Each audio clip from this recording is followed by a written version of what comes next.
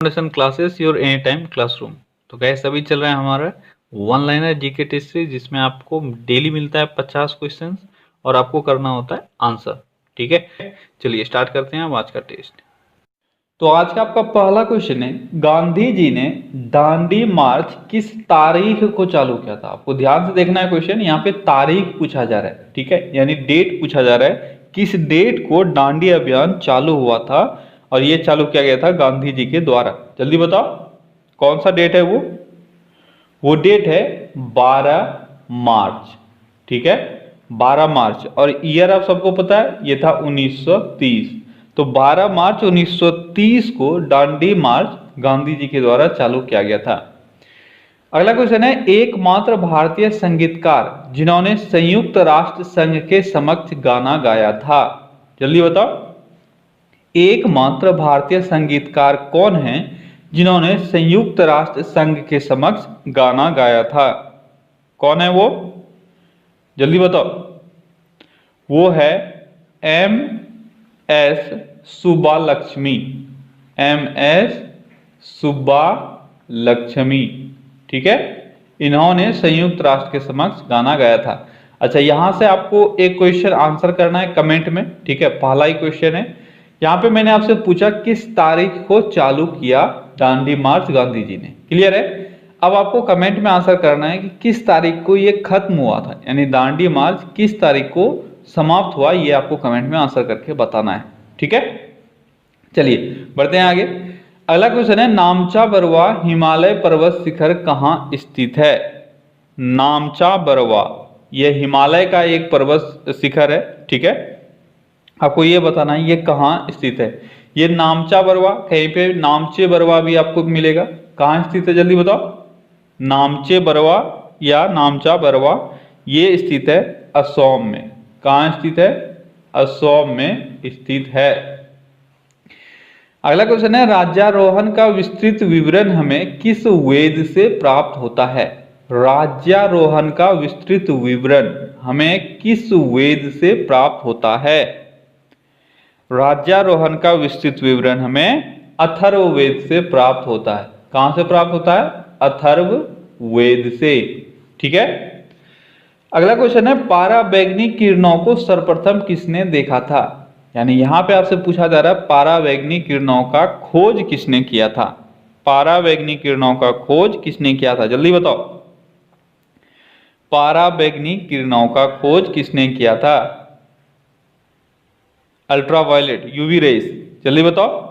तो इसका खोज किया गया था रीटर के द्वारा। किसके द्वारा, रीटर के द्वारा। पूरा नाम इनका क्या था, पूरा नाम इनका था जोहान विसहेल्स रीटर।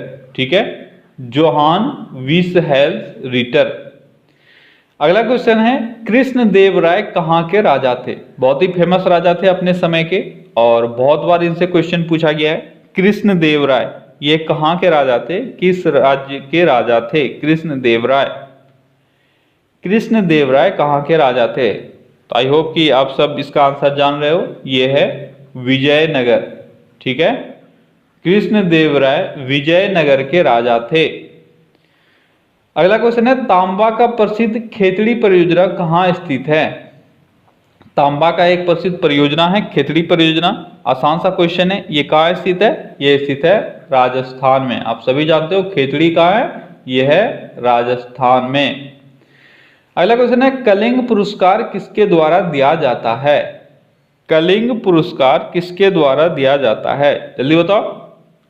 कलिंग पुरस्कार साइंस के क्षेत्र में दिया जाता है और किसके द्वारा दिया जाता है, यह दिया जाता है यूनेस्को के द्वारा। किसके द्वारा, यूनेस्को के द्वारा दिया जाता है कलिंग पुरस्कार। अगला क्वेश्चन है, मैक संख्या किससे संबंधित है। मैक संख्या किससे संबंधित है, जल्दी बताओ। मैक संख्या, मैक नंबर किससे संबंधित है, जल्दी बताओ। मैक संख्या किससे संबंधित है। तो यह संबंधित है वायुयान के गति से। ठीक है, वायुयान के गति से या स्पीड से मैक नंबर संबंधित है। आप जानते हो मैक नंबर में हम लोग क्या करते हैं, किसी भी वायुयान का जो गति होता है उसको हम लोग एयर के स्पीड से कंपेयर करके फिर एक नंबर डिक्लेयर करते हैं। अगला क्वेश्चन है तजाकिस्तान की राजधानी कहाँ है? तजाकिस्तान की राजधानी कहाँ है? जल्दी बताओ, तजाकिस्तान की राजधानी कहाँ है? तजाकिस्तान की राजधानी है दुशानबे। कहाँ स्थित है तजाकिस्तान की राजधानी? दुशानबे। कहाँ स्थित है? दुशानबे में तजाकिस्तान की राजधानी है। क्या बात है, आज आप लोग आंसर नहीं कर पा रहे हो ढंग से, अच्छे से मन लगा के आंसर करो। अगला क्वेश्चन है पोर्टलैंड सीमेंट का प्रमुख संगठक क्या कहलाता है, या क्या क्या है? क्या कहलाता नहीं, क्या क्या है, यानी पोर्टलैंड सीमेंट में क्या क्या होता है। मैं आपको एक हिंट्स देता हूं, इसमें 3 चीजें होती है टोटल। पोर्टलैंड सीमेंट जो मेनली आप जानते हो, इसमें 3 चीजें हम लोग पढ़ते हैं। अब आपको ये बताना है वो 3 चीज क्या क्या है। पोर्टलैंड सीमेंट में 3 चीज क्या क्या होता है, ये आपको बताना है। जल्दी बताओ। तो ये है लाइम, सिलिका और एल्यूमिना। क्या है? लाइम, ठीक है, सिलिका और एल्यूमिना, ठीक है, ये 3 चीजें होता है। क्या क्या होता है? लाइम, सिलिका और एल्यूमिना, ठीक है। आपको ये 3 चीजों को याद रखना है। अच्छा, इसको अगर शॉर्ट में आप याद रखना चाहो तो इसके लिए मेरी तरफ से एक ट्रिक है, इसमें सिलिया होता है, ठीक है। देखो, सी ली आ, एल्यूमिना से आप याद रख सकते हो सिलिया। पोर्टलैंड सीमेंट में प्रमुख संगठक क्या क्या होता है? सिलिया, यानी सिलिका, लाइम और एल्यूमिना, ये प्रमुख रूप से पोर्टलैंड सीमेंट में पाया जाता है। अगला क्वेश्चन है सोल्डर किसका मिश्र धातु है? सोल्डर किसका मिश्र धातु है? जल्दी बताओ, आसान सा क्वेश्चन है। सोल्डर, जिसको हिंदी में टाका बोलते हैं, ये किसका मिश्र धातु है? ये है टीन और सीसा का, ठीक है, टीन और सीसा का, ठीक है। Sn ये टीन का सिंबल है और Pb लेड यानी सीसा का सिंबल है। तो सोल्डर टीन और सीसा का, यानी टीन और लेड का मिश्र धातु है। अगला क्वेश्चन है भगत सिंह को कब फांसी दी गई थी? भगत सिंह को कब फांसी दी गई थी? जल्दी बताओ, डेट के साथ बताना है। और ये डेट बहुत ही फेमस है, हम लोग इस डेट को सेलिब्रेट भी करते हैं। किस रूप में हम लोग सेलिब्रेट करते हैं? जिस दिन भगत सिंह को फांसी दी गई थी उसको हम लोग शहीद दिवस के रूप में या शहादत दिवस के रूप में मनाते हैं। अब आपको वो डेट बताना है, वो है 23 मार्च। 23 मार्च, और ईयर कौन सा था? 1931, ठीक है। अगला question, college of the India mutiny, ये म्यूटनी है, ठीक है, एक साथ है। College of the India mutiny किसने लिखा? College of the India mutiny किसने लिखा है? जल्दी बताओ, college of the India mutiny ये किसके द्वारा लिखा गया है, ये आपको बताना है। College of the India mutiny ये लिखा गया है सैयद अहमद खां के द्वारा। किसके द्वारा? सैयद अहमद खां के द्वारा, ठीक है, अहमद खां, सैयद अहमद खां के द्वारा लिखा गया है college of the India mutiny. College of the India mutiny किसने लिखा? सैयद अहमद खान ने। अगला क्वेश्चन है राष्ट्रगान को प्रथम बार कब गाया गया था? जल्दी बताओ, आसान सा क्वेश्चन है। राष्ट्रगान को प्रथम बार कब गाया गया था? राष्ट्रगान को प्रथम बार कब गाया गया था, किस तारीख को? तो ये गाया गया था 27 दिसंबर 1911। डेट तो आप सभी, ईयर तो आप सभी जानते हो, 1911 में सबसे पहली बार गाया गया था। लेकिन कब गाया गया था? 27 दिसंबर। मैं बार बार बोलता हूं, अब आपको डेट के साथ याद रखना है, क्योंकि जो आप जान रहे हो वो सब कोई जान रहा है, ठीक है। तो अब थोड़ा सा डेप्थ में जाके क्वेश्चन पूछा जाता है। अगर 1911 पूछा तब तो आपके लिए आसान हो गया, तब तो वो आंसर सभी करेंगे। पर अगर डेट पूछ लिया गया तो वहां पे हर कोई आंसर नहीं कर पाएगा, तो आपको उससे आगे निकलना है। तो राष्ट्रगान को प्रथम बार 27 दिसंबर 1911 को गाया गया था। अगला क्वेश्चन है राष्ट्रगान को प्रथम बार किस अधिवेशन में गाया गया था? ये अब आपको बताना है, किस अधिवेशन में गाया गया था। ये तो आपको पता चल गया 27 दिसंबर 1911 को गाया गया था, लेकिन वो कौन सा अधिवेशन था जिसमें ये गाया गया था? तो वो था कलकत्ता अधिवेशन। कौन सा अधिवेशन था? वो था कलकत्ता, ठीक है। कलकत्ता अधिवेशन में पहली बार राष्ट्रगान गाया गया था। अगला क्वेश्चन है, भारतीय संविधान का कौन सा अनुच्छेद राष्ट्रपति को लोकसभा भंग करने की शक्ति प्रदान करता है? अनुच्छेद बहुत इंपॉर्टेंट है, हर एक एग्जाम में अनुच्छेद से क्वेश्चंस आते हैं और मेरी कोशिश रहती है कि मैं आपको अनुच्छेद कुछ कुछ कराते जाऊं यहाँ पे। तो ये तो बहुत इंपॉर्टेंट है। भारतीय संविधान का वह कौन सा अनुच्छेद है जो राष्ट्रपति को लोकसभा भंग करने की शक्ति प्रदान करता है? जल्दी बताओ। तो वो है आर्टिकल 85, ठीक है। आर्टिकल 85 के अनुसार राष्ट्रपति के पास ये शक्ति है कि वो लोकसभा भंग कर सकता है। यहां पे आपको कमेंट में, वीडियो को पॉज करो और कमेंट में मुझे एक और आंसर करना है कि आर्टिकल 85 के अंतर्गत और क्या शक्तियां हैं राष्ट्रपति के पास। बहुत इंपॉर्टेंट है और जो दो शक्तियां बच गई है वो भी आपसे पूछा जाता है, लोकसभा से रिलेटेड ही शक्ति है, ठीक है। तो लोकसभा भंग कर सकता है 85 के अनुसार, और क्या कर सकते हैं ये आपको बताना है कमेंट में। अगला क्वेश्चन है, ज्ञानपीठ पुरस्कार प्राप्त करने वाले प्रथम इंसान कौन थे? ज्ञानपीठ पुरस्कार प्राप्त करने वाले प्रथम इंसान, जल्दी बताओ कौन थे? ज्ञानपीठ प्राप्त करने वाले प्रथम इंसान, तो वो थे जी शंकर कुरूप, ठीक है। जी शंकर कुरूप ये पहले इंसान थे जिनको ज्ञानपीठ पुरस्कार मिला। और ज्ञानपीठ प्राप्त करने वाली प्रथम महिला कौन थी? जल्दी बताओ। ज्ञानपीठ पुरस्कार प्राप्त करने वाली प्रथम महिला कौन थी? ज्ञानपीठ पुरस्कार प्राप्त करने वाली प्रथम महिला थी आशापूर्णा देवी। कौन थी? आशापूर्णा देवी, ठीक है। आशापूर्णा देवी वो प्रथम महिला थी जिनको ज्ञानपीठ पुरस्कार मिला। अगला क्वेश्चन है, संभाजी के पश्चात मराठा राज्य की बागडोर किसने संभाली थी? जल्दी से आंसर करो। संभाजी के बाद मराठा राज्य की बागडोर किसके हाथों में थी? तो संभाजी के बाद मराठा राज्य का बागडोर राजा राम के हाथों में था। किसके हाथों में? राजा राम, ठीक है। अब देखो, ये अगर आपको स्टोरी पता है ना तो आप आसानी से इसको कर पाओगे। अगर आपको शिवाजी का पूरा स्टोरी शुरू से लेकर लास्ट तक पता है, अगर आपने मराठा साम्राज्य पढ़ा है, ठीक है। क्योंकि देखो, वन लाइनर क्वेश्चन ये पढ़ोगे आप या फिर मल्टीपल चॉइस क्वेश्चन पढ़ोगे, वहां पे क्या है, वहां एक ही क्वेश्चन आता है। लेकिन जब आप डिटेल इसको पढ़ लेते हो एक बार तो फिर आपके दिमाग में पूरा स्टोरी छप जाता है। इसलिए मैं बोलता हूँ डिटेल भी जरूरी है, ठीक है। तो आपको अगर डिटेल पढ़ा हुआ है तो अच्छी बात है, नहीं तो डिटेल बहुत जरूरी है। डिटेल से आपको याद रखने में आसानी होता है। यहाँ पे एक ही क्वेश्चन है आपका, और वो क्वेश्चन अगर आता था तो आपको अच्छी बात है, नहीं तो अभी के अभी याद करो कि संभाजी के बाद, अब यहाँ से पहले भी पूछा जा सकता है, संभाजी के बाद अगर पूछा गया आपसे तो, ठीक है। तो संभाजी के पश्चात मराठा राज्य की बागडोर किसने संभाली थी? तो राजा राम ने संभाली थी। अब राजा राम कौन था, राजा राम के साथ क्या रिश्ता था, ये सब आपके लिए इंपॉर्टेंट है। अगला क्वेश्चन है, दिल्ली का सुल्तान कौन था जो भारत में नहरों के सबसे बड़े नेटवर्क के निर्माण के लिए प्रसिद्ध था? दिल्ली का एक सुल्तान जो नहरों के लिए प्रसिद्ध था, उनको नहरों का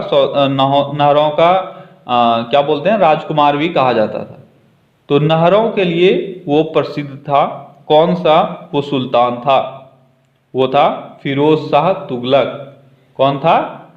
फिरोज शाह तुगलक, ठीक है।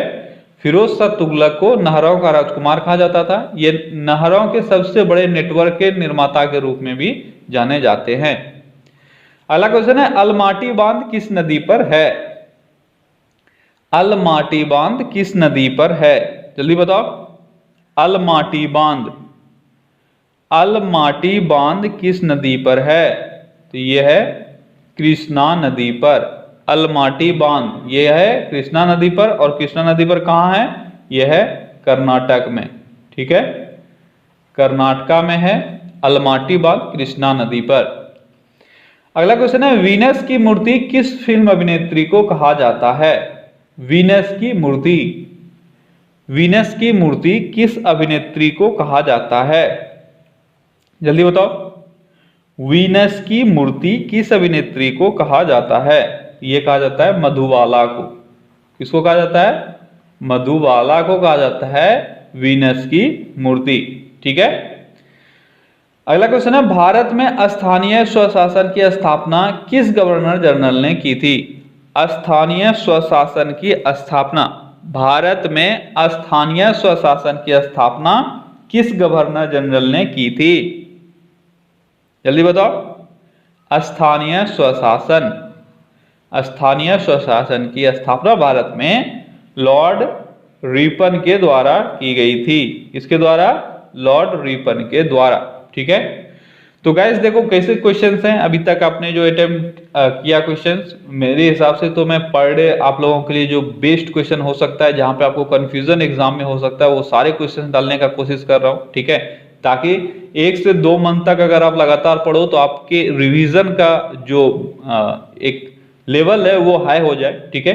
तो आज का जो मेरा टारगेट है वो है 35 आउट ऑफ 50। ठीक है। 35 से ऊपर जिसको आ रहा है उनका तैयारी अच्छे लेवल पे है, जिनको नहीं आ रहा है उनको थोड़ी सी मेहनत की जरूरत है। ठीक है। तो कोशिश करो ध्यान से आप सभी आंसर करने का। ठीक है। और जितना समय मैं देता हूं ना, 2 सेकेंड, 4 सेकेंड, 5 सेकेंड, 10 सेकेंड, उतना ही आपके लिए काफी है। इससे ज्यादा समय लेने का जरूरत आपको नहीं है, क्योंकि एग्जाम में भी अब आपको थोड़ा सा अपने आप को स्पीड अप करना होगा। यहां अगर आप 20 सेकंड में आंसर कर पा रहे हो तो एग्जाम में ऑब्वियसली आप 10 से 12 सेकंड में आंसर कर पाओगे। क्यों? क्योंकि वहां पे आपके पास ऑप्शन भी रहता है, और आंसर अगर आपका क्लियर है तो आप ऑप्शन से आसानी से डील कर पाओगे। ठीक है। चलिए बढ़ते हैं आगे।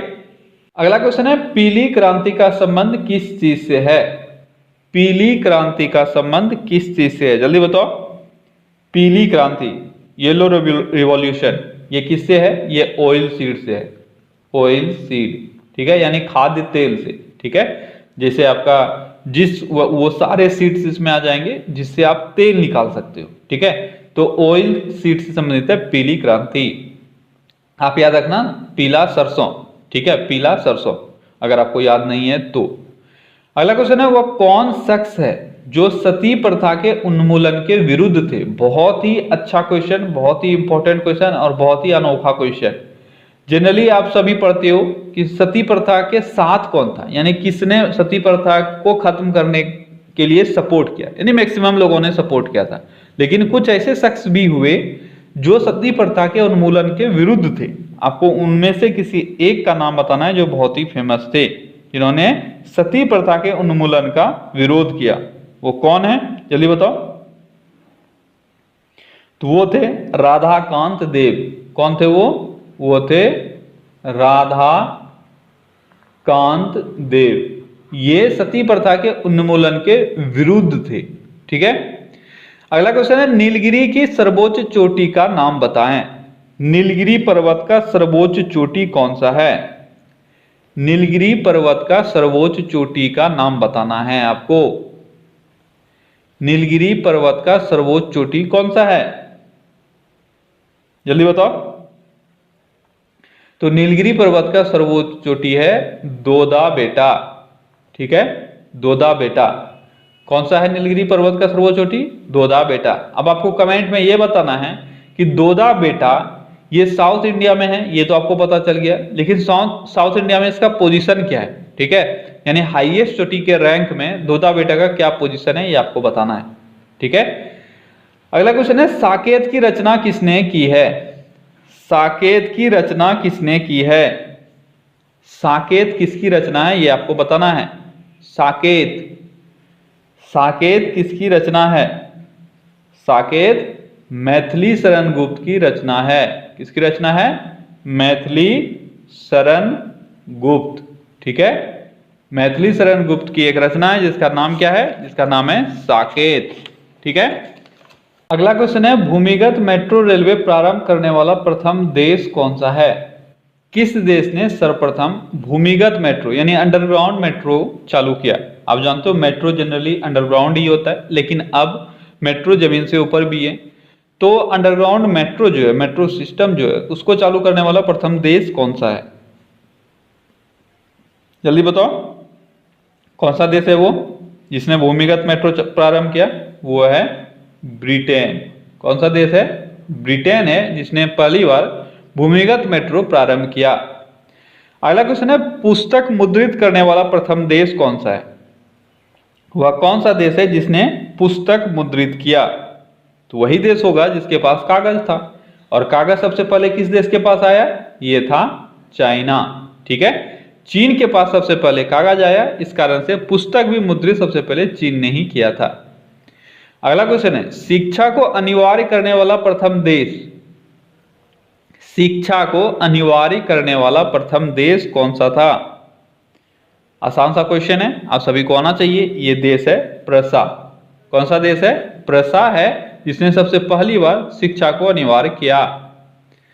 अगला क्वेश्चन है, यूएनओ के प्रथम महासचिव कौन है?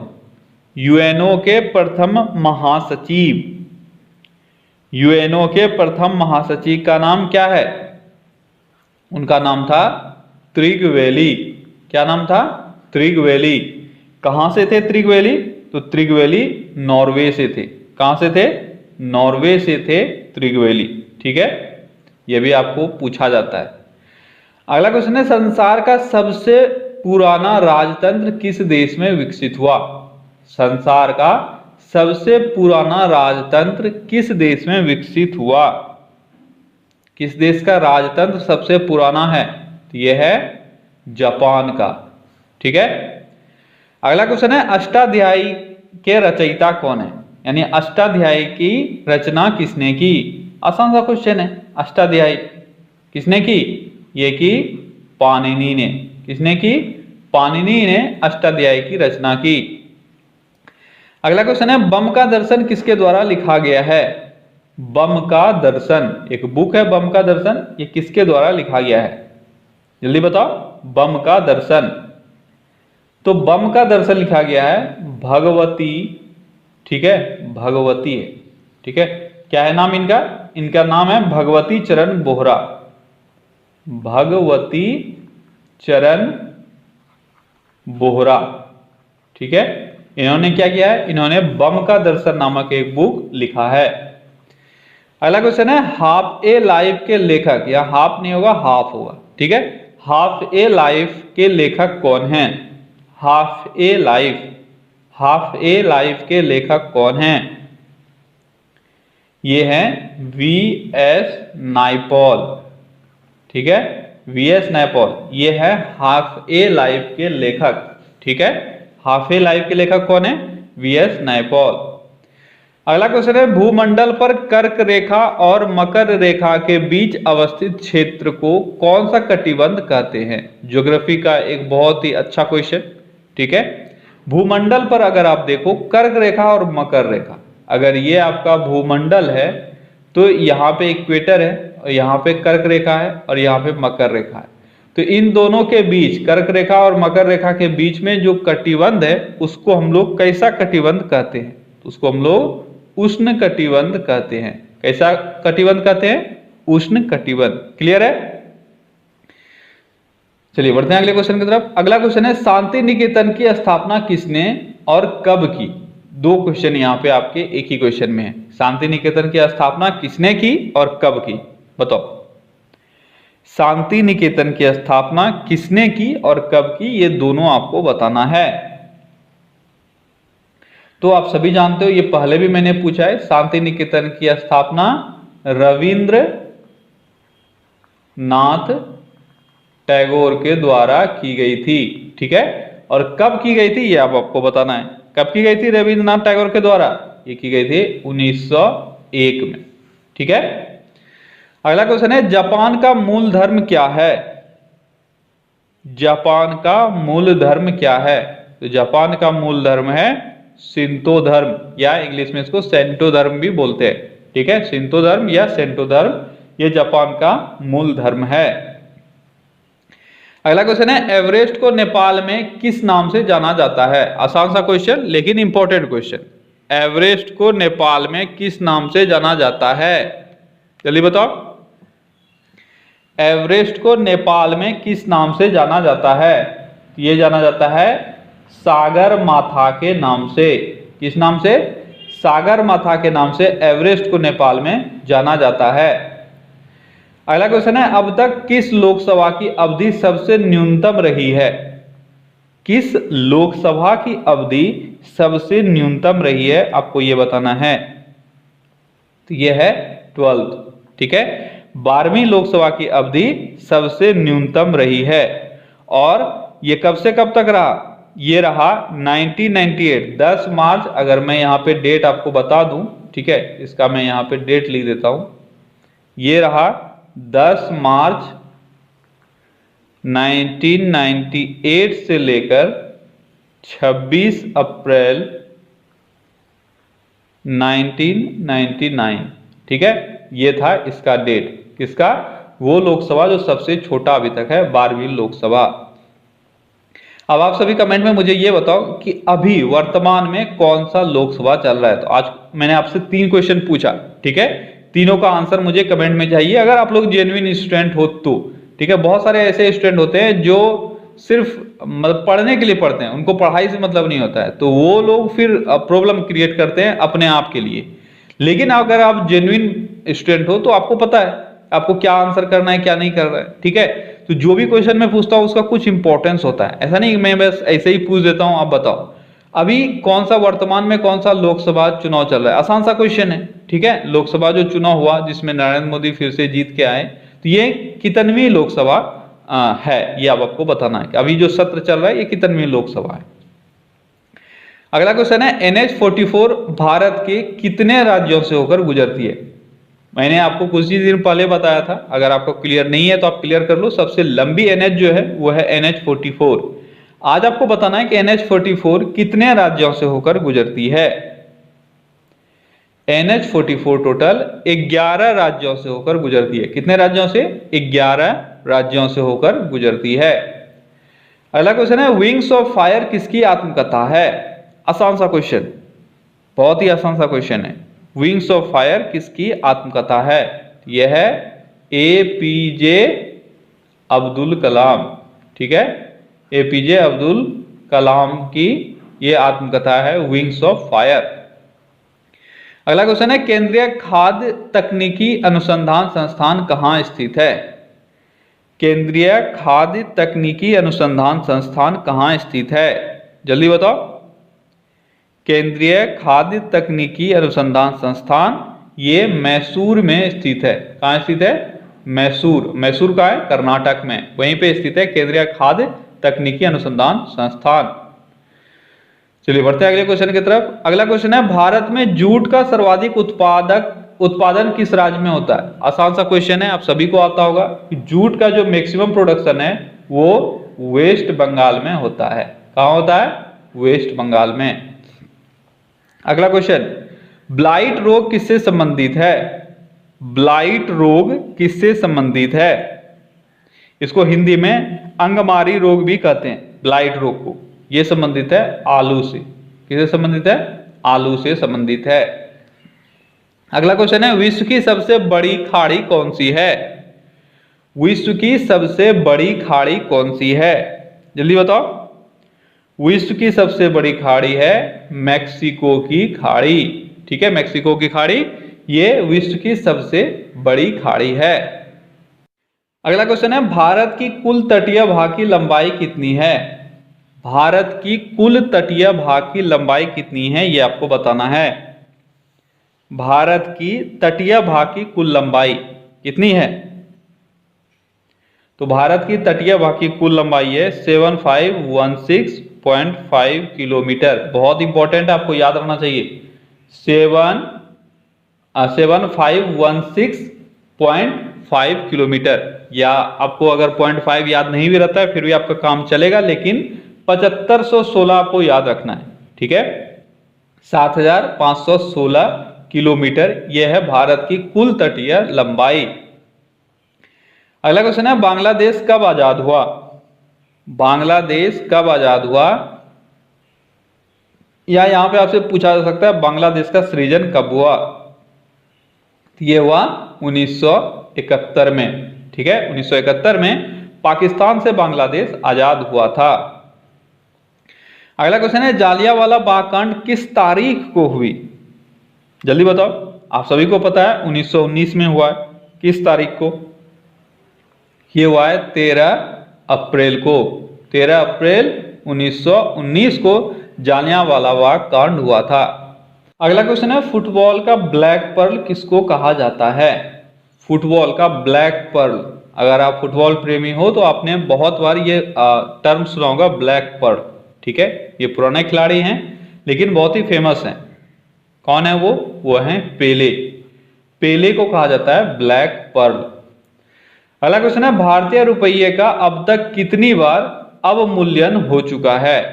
भारतीय रुपये का अब तक कितनी बार अवमूल्यन हो चुका है? जल्दी बताओ, अब तक अवमूल्यन कितनी बार हो चुका है? तो 3 बार अब तक अवमूल्यन हो चुका है। कितनी बार हो चुका है? 3 बार अवमूल्यन।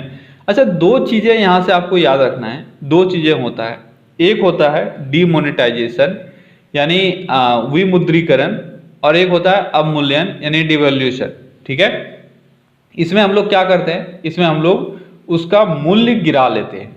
ठीक है, यानी उसके मूल्य को कम कर लेते हैं इंटरनेशनल मुद्रा के रेस्पेक्ट में, जैसे डॉलर के रेस्पेक्ट में। लेकिन डीमोनेटाइजेशन क्या होता है, वहां पे हम लोग पूरी तरह से मुद्रा को ही, किसी एक खास मुद्रा को ही समाप्त कर देते हैं, जो अभी अभी हाल में हुआ था। ठीक है, 8 बजे रात में, नवंबर 8 तारीख को 8 बजे रात को, आपको पता है नरेंद्र मोदी ने अनाउंस किया कि फलाने फलाने नोट का आज से प्रचलन बंद। तो उसको कहते हैं हम लोग विमुद्रीकरण या डीमोनेटाइजेशन। ठीक है, तो दोनों अभी तक 3-3 बार हो चुका है। तो भारतीय रुपये का कितनी बार अवमूल्यन हो चुका है? 3 बार। और ये अवमूल्यन कब कब हुआ है? ये अवमूल्यन हुआ है 1949 में पहली बार हुआ, 1966 में दूसरी बार हुआ, और 1991 में तीसरी बार हुआ। ठीक है, अगला क्वेश्चन है, पेनिसिलिन किससे उत्पन्न की जाती है? आसान सा क्वेश्चन है। पेनिसिलिन कवक से उत्पन्न की जाती है। ठीक है, कवक से। अगला क्वेश्चन है, केंद्रीय औषधि अनुसंधान संस्थान कहाँ स्थित है? केंद्रीय औषधि अनुसंधान संस्थान कहाँ स्थित है? जल्दी बताओ, केंद्रीय औषधि अनुसंधान संस्थान, तो ये स्थित है लखनऊ में। कहाँ स्थित है? लखनऊ में स्थित है केंद्रीय औषधि अनुसंधान संस्थान।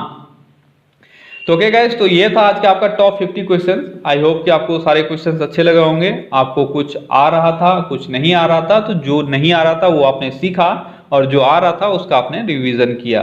ठीक है, तो चलिए आप अपने फ्रेंड्स के साथ इस वीडियो को शेयर कीजिए, और अगर आपको अच्छा लगा तो आप कमेंट करके भी मुझे बता सकते हैं। देखो, मैं शेयर करने इसलिए बोलता हूँ, ज्यादा से ज्यादा लोगों तक शेयर करो ताकि हम लोग हर जगह पहुंच पाए। ठीक है, चलिए फिर से मिलते हैं कल अगले सेशन में। Till then take care, bye bye.